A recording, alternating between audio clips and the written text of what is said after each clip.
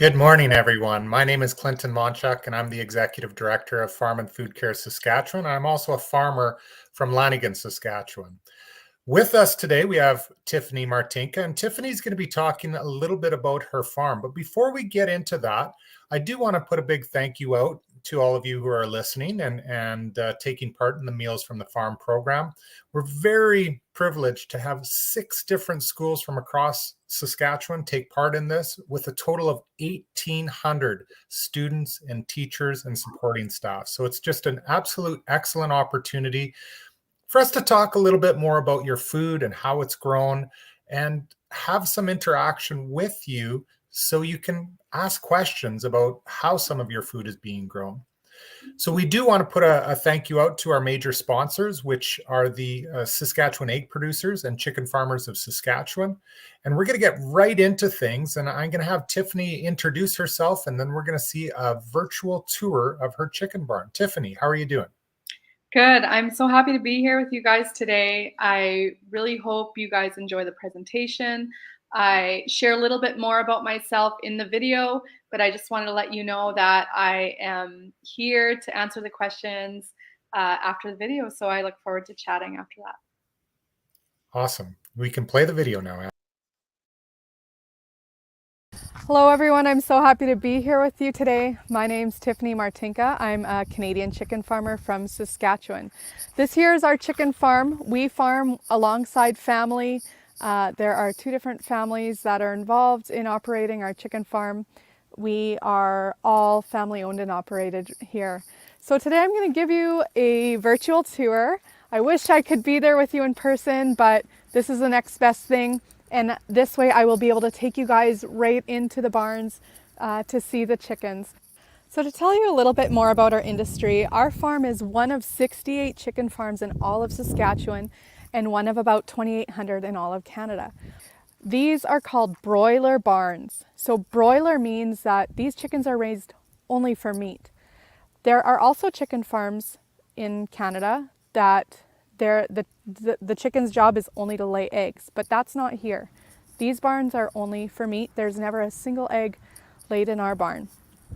So on our farm, we have 2 different barns there, and each barn holds approximately 50,000 chicks. So we are producing just under 100,000 chicks, and the exact number that we are placing in our barns will be determined by the weight that we are growing them to. So right now we are growing them to 2.32 kg, and if we are growing a smaller bird, we can place more birds in our barn. If we're growing a bigger, heavier bird, we place less chicks in our barn. So to start us off in our production cycle, all the chicks arrive when they're less than 24 hours old. They are hatched at the Lilydale Hatchery in Wynyard. Some farms are contracted with other companies. That just happens to be the company that our farm is contracted with. So they have to travel about 2 hours to come to our farm, and they're all placed the same day in our barns. And then from there, we raise the chickens for 36 days, and 36 days is the amount of time we need to grow our chickens to 2.32 kg. So from there, after 36 days, Lilydale comes back to pick up the chickens, and they bring them back to their processing plant, which is also in Wynyard. And once they are there, they are made into our favorite chicken products. You will find fresh raw chicken breast in the grocery stores. Our chicken farms could potentially be supplying places like KFC and other fast food joints. I'm going to head towards the barn. We're going to go inside and I'll show you around inside a little bit right away. But before I do, I'll just show you this. This is our big coal boiler. That's how we heat our chicken barns. When it is minus 40, minus 50 in Saskatchewan, we need to make sure those barns are heated at all times. And that's a very critical part in animal care, making sure that they are nice and warm and dry all year long, and cooled off in the summer as well. And there we have feed bins. We always make sure The bins are full so that they always have fresh food and water. So we will head inside. First things I'm going to do is change into my barn boots.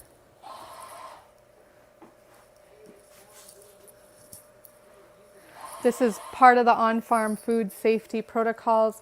We don't want to be tracking any sort of outside bacteria or illnesses into the barn. We want to keep our chickens safe and healthy as possible. So that is one thing we do, is we change from our outdoor shoes and jackets into our barn gear. Okay, so I'll show you around the barn a little bit. So everything is automated in our chicken barns. This is our electronic feed scale. So as the feed is coming in, it all goes through that scale and then out to the barns where the chickens are at.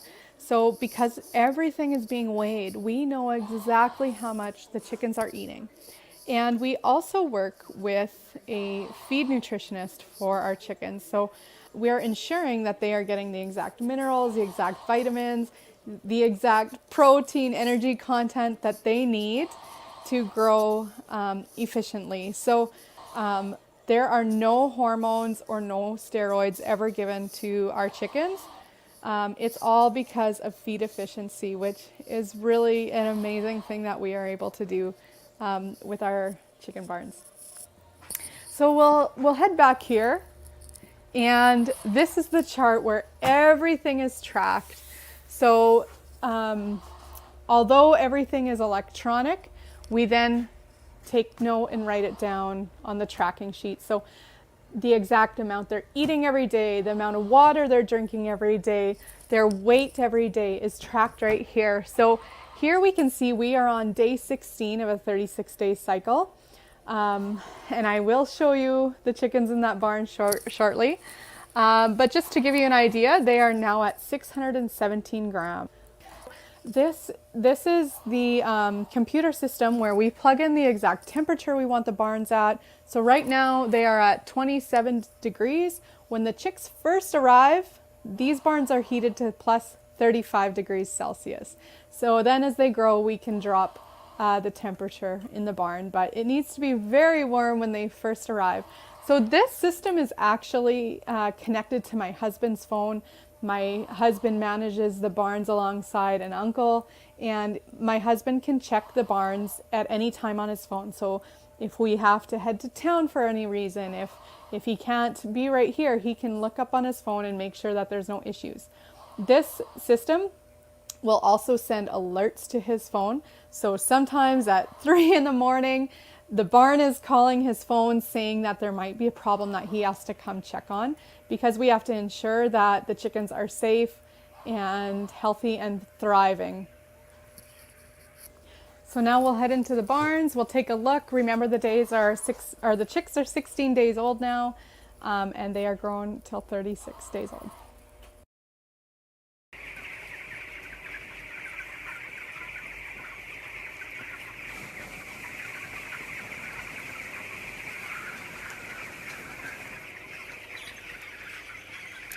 So I'm not sure if you can see, but these are the water lines with the little red cups there. There are water nipples in each little red cup, and they extend all the way down the barn.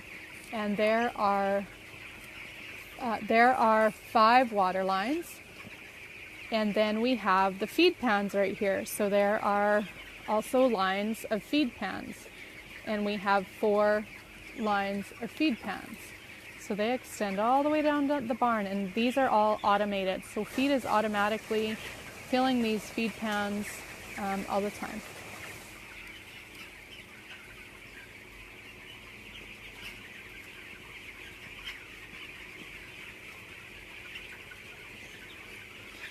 Chickens like to be close together. If you give them the chance, they will hang out together. They like being nice and warm. So the chicken barns are walked twice a day, morning and night. Any dead ones need to be picked up. The mortality rates are we lose approximately 3 to 4% of the entire flock, which is about industry average. So we check them for their health every time they're walked as well. We make sure all the feed and water lines are working and just ensure the chickens are healthy and thriving.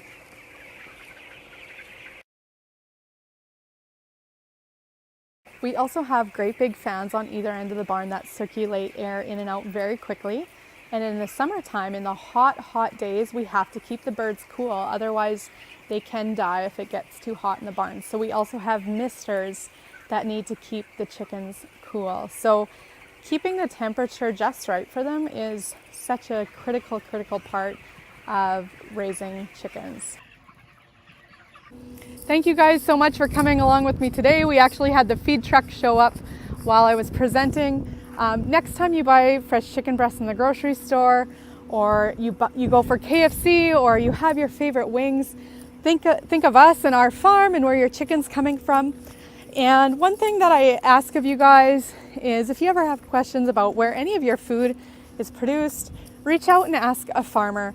We are all very passionate about what we do. We'd love to share that with you guys. Please reach out for any questions. And if you have questions for any other farmers, I'm sure I can help you get in touch with them. Bye.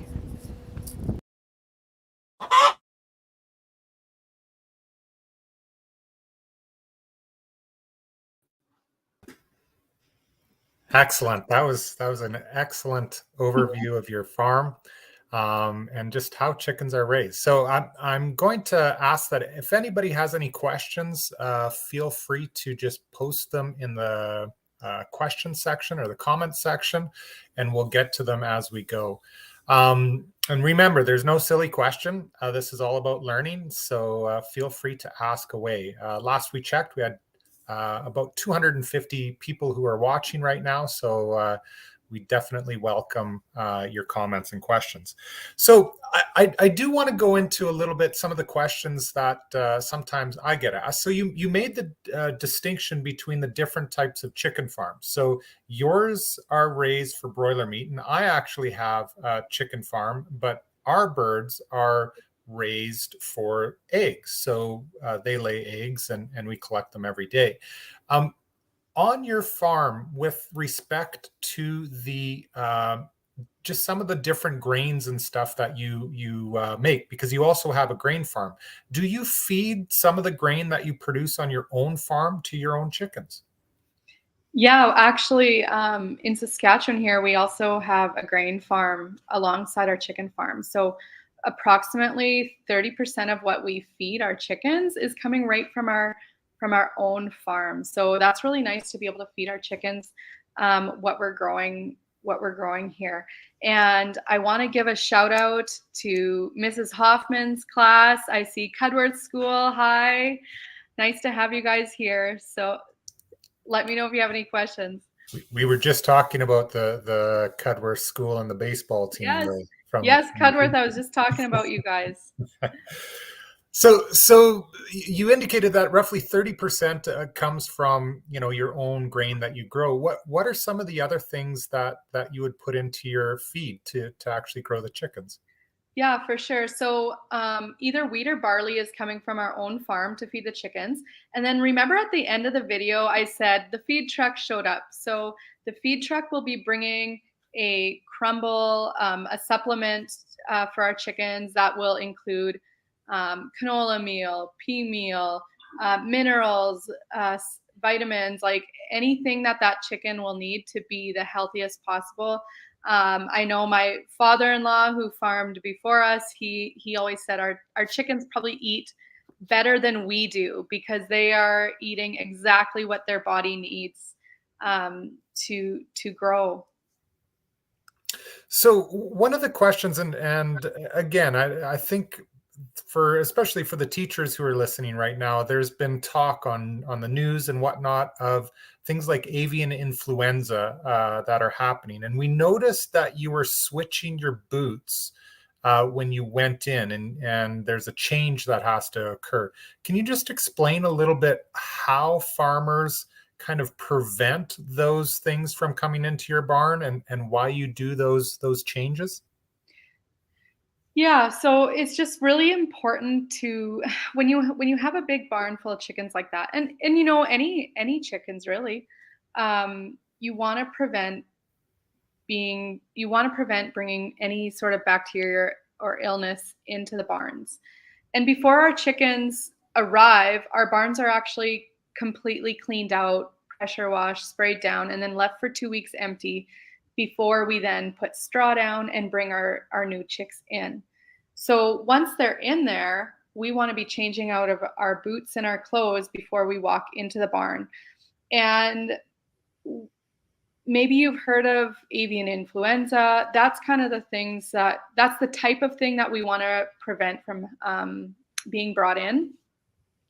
And I used to bring my kids into the barn a lot more to see the chicks, but to be honest, we have we have stopped having any sort of guests in our barn because of these risks that we now see. It's increased risks from what it used to be. So any extra people that don't need to go into the barn, we actually don't allow them into the barn any longer because we want to prevent that from being brought in. And I see Punachai Elementary School. Hi, I want to say hi to Punachai. So that actually getting to that, Punachai, so grade 6, 7, was asking, how do you walk through the barn with all those birds? And you can see how, as the birds get older, there's less space because they're growing. So how do you walk through it? I noticed it might have been a little slower. Yeah, for sure. So I mean, when they're chicks, they take up a tiny amount of the barn. And actually, so our barn is we have two barns, and each barn is the size of two skating rinks. And those two skating rinks, when they first arrive, we only use half the barn because they're so little, and it's a little bit easier to walk through when they're little. But as they grow, they get bigger and bigger, and then we open up the full barn after about a week, and then we walk the full barns.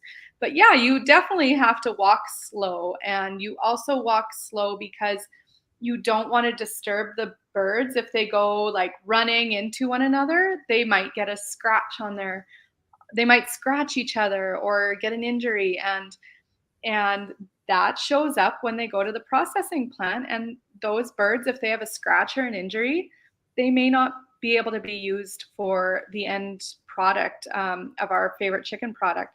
So actually, we have to walk very slowly. We try not to disturb them because that all impacts the end result and our food in the end. So again, we just walk really slow to make sure that they aren't disturbed. So I did have just to point out one comment when we were talking about avian influenza, that humans cannot get avian influenza from consuming poultry products either. So I just want to make sure we make that distinction so nobody's nervous about that. Mrs. Hoffman was asking, how many times would you actually walk through your barn? Okay, and that was that from Walker and Jory. I see that question. So they walk the barns twice, once in the morning and once in the afternoon. And so what are they usually checking for when they walk through? So when they're walking, they're looking for the health of the chickens. They're making sure all the feed pans are working and all the water lines are working. And what's really interesting is that these farmers that are walking the barn, they're walking it like twice a day, right? So they can pick up, they can see quickly if they see an illness in the barn. Like maybe they'll see a couple chickens limping, for example. That might catch their eye. And these farmers get so good at what they do that they'll be able to tell things are a little bit off way before like anybody off the street would know. Like what they are seeing, these farmers, like no one else would probably even realize there's a problem. So these farmers just get so good at what they do. So we do have a question from the Humboldt Public School. What kind of illnesses can chickens get? We talked a little bit about avian influenza and how we prevent that, but what are some other things that farmers are watching out for? For sure. Yeah, this is a little bit difficult of one because like you always are trying to prevent it, I guess. So there's like there's a one called ILT. It's a laryngitis. Like Yeah. it's hard to explain because it's not what it always sounds like either. Like I've never really it's hard to explain what the chickens get because what they're catching is often in such the early stages. So yeah, one is a laryngitis, one is a hepatitis that they can get, coccidiosis. They're all yeah, and they're all treatable. Well, those ones are mostly treatable. But yeah, it's just something that they need to pay attention for, and it's usually caught quite quickly in the early stages. Yeah, I was going to say in a lot of instances, at least on our farm as well, if there's anything out of the ordinary, boom, we contact a veterinarian and it's diagnosed pretty quickly. But yeah, because you're walking the barn twice a day, it's Yeah. it's And monitored very closely, right? it's kind of a tricky topic too, Yeah. because I feel like when people imagine these sick chickens, like you see these, like might be imagining something like some terrible, terrible thing. And when I mention these things, like I said before, it's caught so early that it's not really a risk to our food supply or anything like that. It's just we want to make sure the chickens are healthy, and their quality of life, I guess, is considered as well. So we have a question. How many chickens would actually go through your barn in a year? And you have a Oh, couple barns, so yeah. Ms. Thorson, Ms. Thorson, yeah. thank you to your class there for your question. So we are placing just under, well, probably roughly right now 90,000 chicks in a cycle, and we have 6 cycles per year, 6 to 7, but we'll go with 6. So 6 times 90,000. Here's a good question. math equation for you guys. So what would that be? Roughly 540,000. Yep. I did it. I still can do math. Well, I'm an economist, so I'm a math wizard. I'm a human calculator. So yes, you are correct. So then if we go 540,000 times 2.35 kg, that is how many kilograms of chicken in a year? So 500. 1.15 million. Yeah. So we are producing on our farm alone roughly 1.15 million kilograms of chicken, which is pretty cool, and it makes me really proud to say that. So we have another question here. How much do chickens cost? And I assume the question is twofold. One, how much does it cost to buy the chick? And then how much does it cost, or what's the value when you sell it? You know what? Off the top of my head, I don't think I even, like, I have a rough idea of the flock at the end of the cycle and the flock at the beginning, but to break it down into one chick, I'd have to look up those numbers.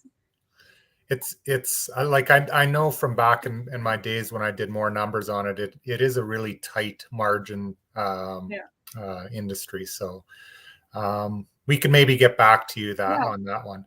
Yeah, I'll have to break those numbers down into like a little chick, so I have that for next presentation. So we have, and these are great questions, by the way. So keep them coming. How often are they fed throughout the day? This is we talked a little bit about what they already eat, Chase and Jake, but that's a good question, because sometimes we think that, breakfast, lunch, and supper, that's not what it is for a chicken, is it? No, so they have feed out there all the time. So yeah, it's constantly, our feed system is constantly filling our feed pans. So it's augured out of the bin. So that's why we make sure our bin is full, because the feed pans are full all day, all night. So Chase and Jake, can you imagine being able to eat all day, all night, whenever you want? That's what the chickens get to do. Yeah. So You can be even better baseball players if they do that, right? I know, right? Yeah. So where was I going to go with that? Oh yeah, one of the reasons the barn might phone us with an alarm is if the auger system quits, because even in the middle of the night, the feed pans have to be uh, kept full. And I see Humboldt Public Schools on there as well, so I wanted to say hi to Humboldt. So Ms. Hoffman has another question. Actually, it's Aiden's question. How big do the chickens grow? How big are they at the end? We raise ours to 2.35 kg. So do you guys ever see like the cooked chicken in the grocery store? That's roughly the size that we're growing them to. And different farms may be asked to grow their birds to different sizes depending on the market they want to fill. Ultimately, we're growing them to the size that you, the consumer, want to eat and are asking for in the grocery store. So Ms. Thorson has a couple questions here, and we'll get to them both. There are different breeds of chicken, but the ones in your barn were all white. Is that kind of consistent for all the chicken farms? Are they all the same breed for broilers? Yeah, like the broiler chicken farms, the big main chicken broiler farms in Saskatchewan across Canada will be all white and will be the majority of the same breed. The breed is so important to us because it's the breed that helps them grow quickly and ensures they're strong while they're growing. And there will be probably some specialty farms that may not be white, but those are smaller and fewer. So the majority of chicken farms, yes, are all white.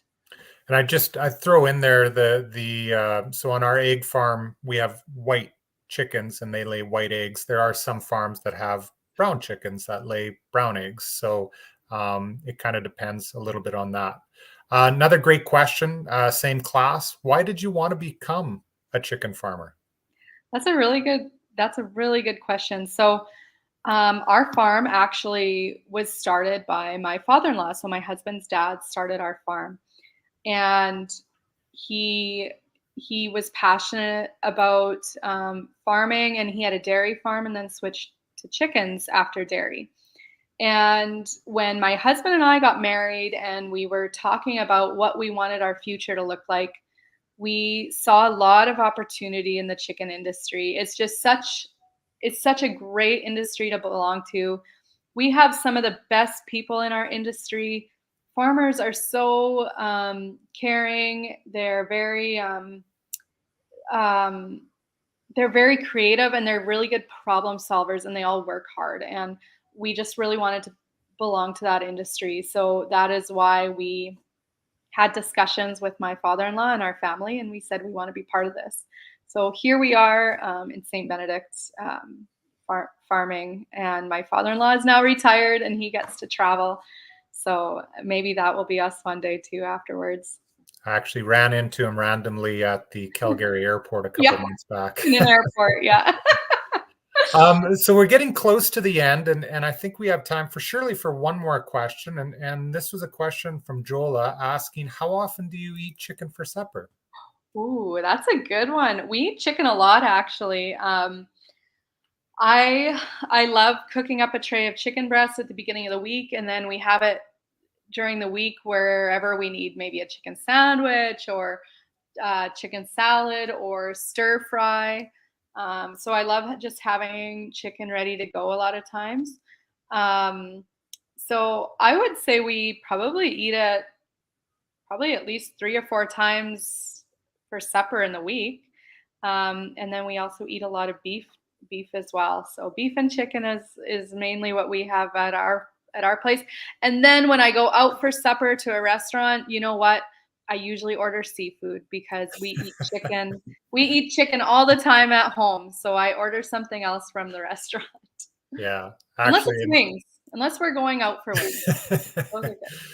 Wings are a good option as well. You know what? We're going to get to one last question before we turn it off, and I appreciate all the comments and questions that are coming in from the audience. It's been absolutely great. Just in terms of a stat, chicken is the number one protein that's consumed in Canada, and it's been steadily increasing year over year. This is a good question to end it off, and you'd been walking through your barn. Do you ever have predators sneak into the barn? And I think this adds some great understanding as to why you do have a barn. Yeah, so we have never had a predator sneak into our barn. The biosecurity rules that we have in place keep our chickens safe. And this is, yeah, why we have barns, to keep our chickens safe as well. So, I mean, there's just, in Saskatchewan, especially, like, think about our summers. It can be so hot, like what, plus 35 on the hottest days. In the winter, it's minus 40, minus 50, like between the snowstorms, like it's just, the weather fluctuates so much. There's a lot of predation around the farm. We have lots of coyotes around the farm. But we always know our chickens are safe inside the barn. And I guess that's one reason why we can sleep at night, is because we know that they're safe in there. So no, we've never had a predator sneak into the barn at all. They're pretty safe in there. So that's a good point to end off at. I do want to thank everybody, as mentioned before, for taking part in this. We had great attendance, great questions. And feel free to check out our websites, farmandfoodcaresk.org, as well as our Farm Food 360 virtual farm tours, and CanadianFoodFocus.org. We want to thank you, Tiffany, for taking the time to be with the students today and teachers. And we wish everybody all the best on today's Meals from the Farm Day.